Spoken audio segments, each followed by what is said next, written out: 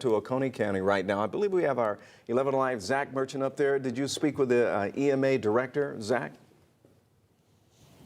Hey, Ron, yeah, we did. We are just outside of the Oconee County Administrative Building. This is the government building here. Just a few minutes ago, leaders from all of the first responder organizations and other governmental agencies here in the county of Oconee all met. They all walked in through those doors just maybe half hour ago. 10 minutes ago or so, they walked back out. This was kind of a final all-together briefing as they get ready to respond to whatever this storm brings. And I can tell you, just in the last hour or so that we've been here, it's gotten a little darker. The clouds have gotten a little thicker. We've got these light panels up. They're doing a lot more work than they were just a little while ago. And the wind is starting to pick up as well. We spoke with the EMA director here in Oconee County just a little bit ago. That's CJ Warden. He told us that he estimates about 100 first responders across various agencies, the fire service here, EMA department, the police department, the sheriff's office, and others will all be ready to respond to whatever comes in the next 12, 24, 36 hours. And as you've heard so many times over the last few days, one of the biggest things that he emphasized, like so many other first responders, was keeping the roads clear.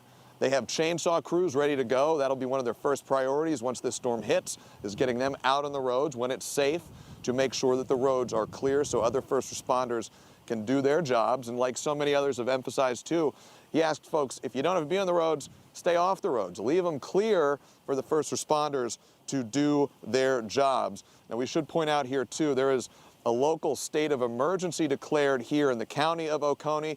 That, of course, dovetails off of the state of emergency that the governor declared earlier.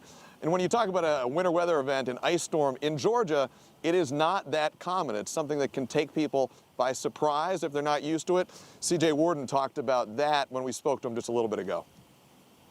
Well, in my experience, I haven't even heard of an ice storm warning for 10 or 11 years now, so this is an extraordinarily rare event. The last significant weather event we had here was Hurricane Irma in 2017, so this sort of thing where we prepare to this magnitude doesn't happen often.